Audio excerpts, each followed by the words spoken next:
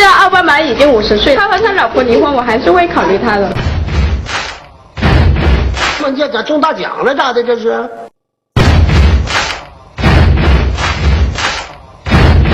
你看见了？闹一闹就是有明显效果吧？优越感，变态的优越感，不好。不定谁家的流氓又倒霉了。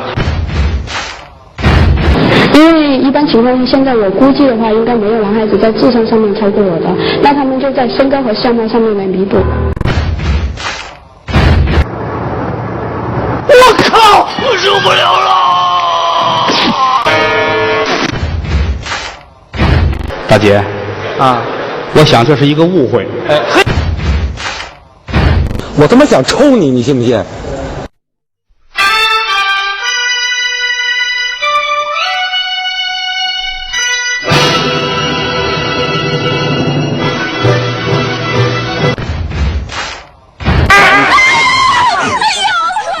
然后很黄很暴力。